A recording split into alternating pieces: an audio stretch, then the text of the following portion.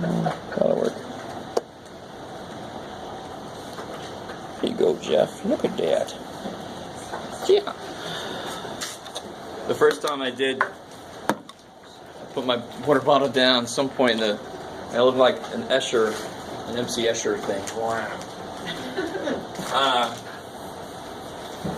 Okay, so a little review of what we did yesterday. We already talked a little bit about percentiles earlier, but to find a percentile,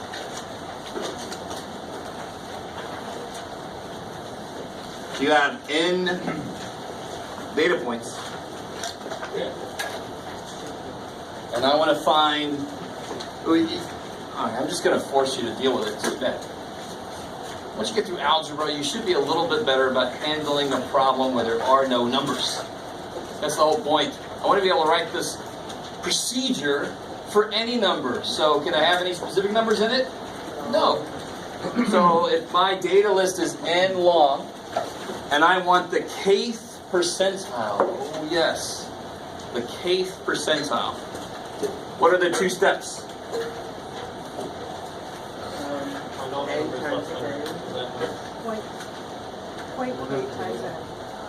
Yeah, so like it'll be k over 100 times n, right?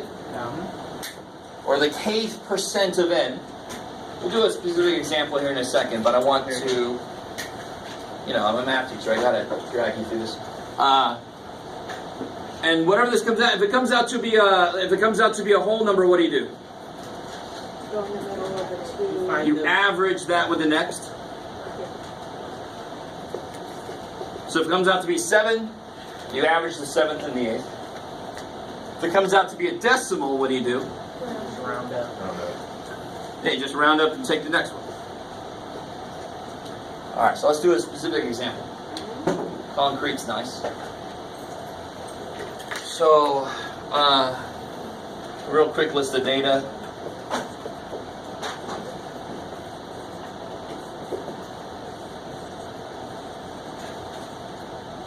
Alright, let's see. 1, 2, 3, 4, 5, 6, 7, 8. It's a very small set of data. So if I want to know the P31, what does that mean? How do I read that better than P31? Sounds like it's some weird, it's pingo. 31st percentile, I love it. Which means it's the data value that's going to have 31% of the other data values below it. I love it. When it's in order. I love it. I like it. Kind of makes sense. If I can make it any order I want to, I can make P31 be anything I want to, then what the hell meaning does it have? None. I like it. So what are the two steps here? Yeah. Take 31% of 8.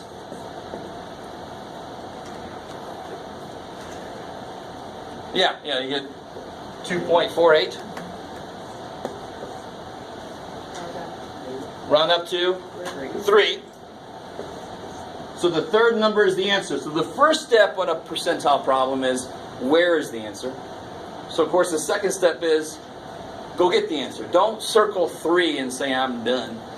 Because I don't see any freaking 3 in there. How can 3 be the answer? So of course the answer is 28. I like it. What if I want Q1? The hell's that? Yeah, first quartile, the 25th percentile. I like it. So this is the same thing as this. So I use the same procedure. So the first step would be, yeah, so 1/4 of 8 is 2. It's a whole number, so I Average between 17 and 28. average the second and the third number. I like it. You probably want to get all this stuff in there, Jeff. There you go, buddy. There you go. Okay. So I want to average the second and third. So that would be 17 plus 28 divided by 2. Or they're 11 apart. 22.5. Yeah, so however you get there.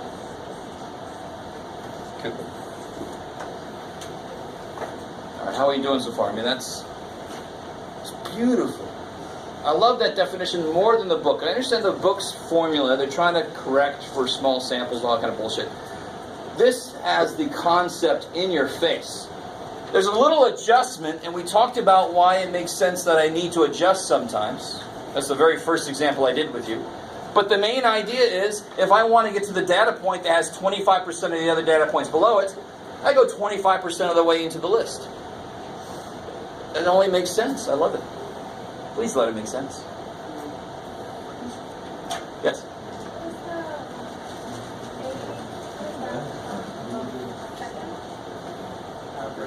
Oh, average, yeah. Average, the second or the third, yeah. Maybe. All right, and remind me, box plot. What do you need to figure out to make a box plot? Yeah, you need the find numbers, the low, Q1, Q2, Q2, Q3. Q3, and the high. And then you would just make low, Q1, Q2, Q3, high. That would be your box plot. A nice scale underneath it. Yes, ma'am.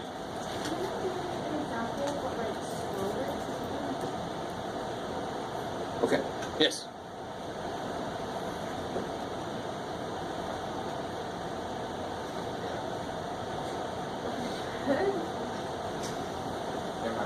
Okay. That's the wait and see approach to teaching. All right. So let's just use these. We already got Q1, right? Q1 is 22.5. Is that cool? So how do I get Q2? 5 times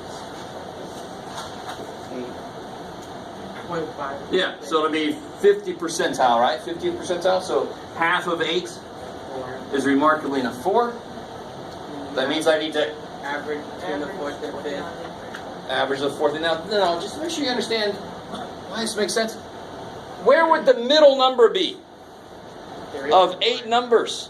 There ain't one. So I would have to get the number that's in the middle of the 2 in the middle. That would be the middle. It's like so middle.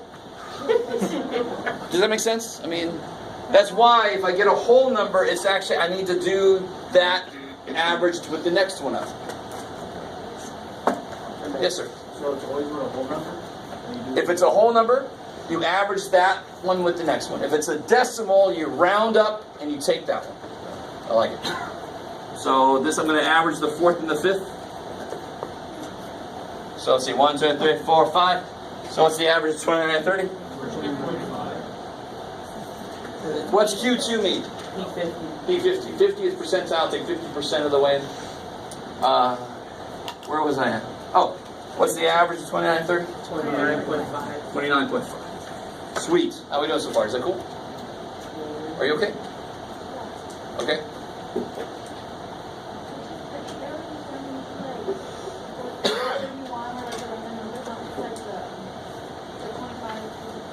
On the other side of the board, we did P31. What did I do, say again? The P31. Where did I get the number 31 from? This is the problem. This is the question. This is what they're going to ask you. Right? I didn't make this. It's not like you have to come up with these yourself. Why would you? There's a blank page. You're like, let me make a problem. No. This is the question. They're going to say find P31. I didn't, as a student, I wouldn't have to come up with 31 out of nothing. They're going to ask you, find the 31st percentile. Does that make sense? Okay. Yes? I feel like it still didn't make sense to her. One of the best ways I think of it is if you're a teacher and you're trying to find, what's the 31 percentile of all of his quizzes? We're just trying to find all of the people that are below, the data that's below 31. So when you see the percentile P31, you're trying to find what's below that. So the number you get after P31 is the 31st percentile. Does that make sense? That's what he means by that. That's the problem. Sorry. Didn't make sense to me. P31 represents the data value that has 31% of the data points below it. which is why I go 31% of the way into the list, because then I just passed 31% of the data. I like it. The smaller the list of data is, the less precise. If I did P32, what am I going to get? 28. You guys understand? I mean, there's going to be a lot of repeats because there's only 8 numbers to choose from, and the averages of those numbers. So Q2 is P50. That's why I did 50% of 8. What's Q3? P75. P75, the third quartile. So I'm going to do 75% of 8. Where's the number 8 coming from? The number of data points. I like it. It's not always 8. It's 8 data points. So what's 3/4 of 8? 6. Average, the 6th and 7th. Let's see, 876.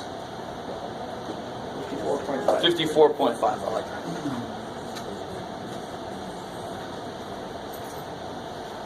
Yes, sir. But why when it's 6, we cannot directly take like the 6 number? Because, again, is there, for example, look at 50%. Why didn't I just take the 4th number? Because the 4th number does not have half the data below it, does it? All right, that's it. But 6 is different from 4, right? 4 is 8 divided by 2. But when I create a process, it can't be based on any specific values I get. So what's the process? If I get a whole number, I average that with the next one. If I get a decimal, I round up and take that one. That's the process, independent of the actual numbers I get. And why does it make sense for the process? Well, here's one way to see why it makes sense, looking at P50. It's the simplest percentile to think about. Yes? Oh. You do exactly what I did here. Except if I said P86, what's the only thing that would change in my first step? It would be 0.86. So there's a disconnect, I think, with there's a process that doesn't give a shit how big your data list is. It doesn't give a shit what the data is. It doesn't give a shit about you. Because it has no feelings, right? It's just the process. So the process is whatever percentile I currently want, I take that percentage of how big my list is, and then I see what the output is, and I do one of 2 things to get the answer. So it doesn't matter. So don't say, well, what about if it was P87? See how that's kind of a silly question. I don't want to make you feel bad if you have that question, but I don't care what the little number is here. I do this. So what about if it was P5?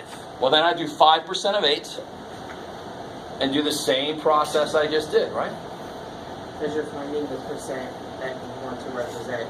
So you have to solve for that. So the number you get won't be that answer. You have to actually find Then it. I go get it. And that's part But of the process doesn't care what the list looks like or what it is. The process is always the same. So I think students get a little confused about, well, if that number changes, do I do something different? No, you always do this.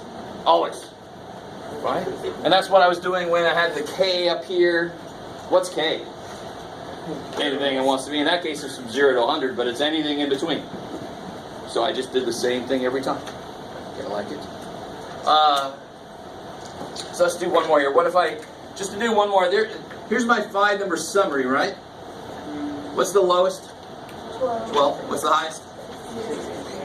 68. So I might as well just really quickly finish this out. I want to go from 12 to 68. So I'm going to go from 10 to 70. That makes sense. So 10, 20, 30, 40, 50, 60, 70, yay. Everybody see why I did that? Yeah. 12 is above 10, so there's room for 12. 70 is above 68, so there's room for 68. And then everything in between has a place. That's how you make the right scale. And then you just put a line. So a line over 12, a line over 22.5, a line over 29.5. Again, I've got the sound effects going. 54.5, that's 55, so 54.5. Does everybody see what I'm doing? Nothing major? Yeah. Should be able to find locations instead of putting a circle like we did back in algebra. Just put a line over top. and then 68 up. And then you box off the middle 3. There's my box and whisker. Would you say that this has a lot of variation? Is it really spread out? Yes. Yes, because the middle 50 is like over a wide range of data. If my box was like really tiny, then say it's kind of like tight to itself. It doesn't vary as much, almost no matter what the whiskers do. Yeah, maybe. Do you think there would be an outlier up here? Yeah. I'd say no. No. Nothing really gets far away. This is the middle 50. That's not very far away from that, is it? Maybe. What's the IQR? You know, I don't know. Interquartile range. Yeah, the Q3 minus Q1.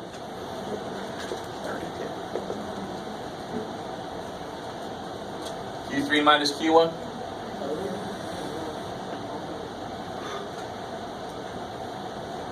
$32.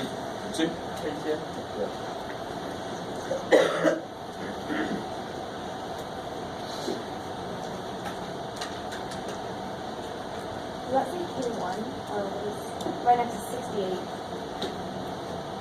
Oh, sorry. Oh. Okay. So what is the 32 exactly telling us? Okay. So this is it's sort of like what's the range on this data? What's the range? 68 minus 12, right? High minus low. 56. So that just tells me how far my data overall ranges. The IQR tells me how far my heart of my data ranges, right?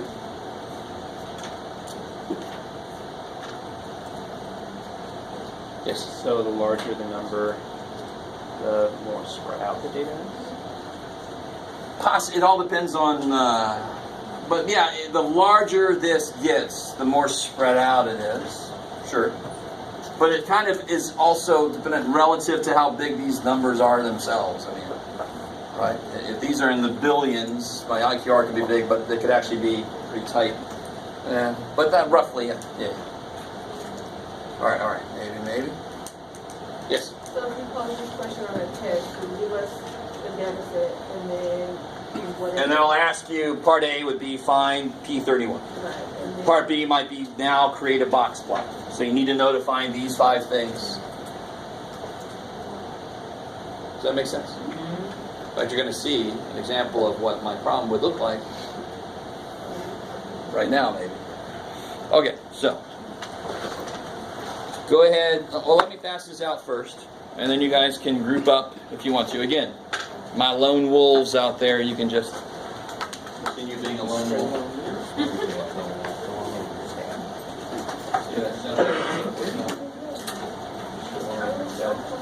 Okay.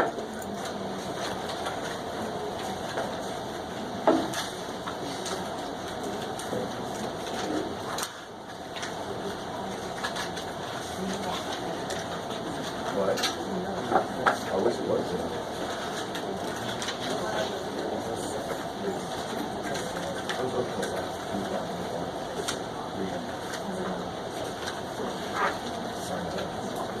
So I don't need to record.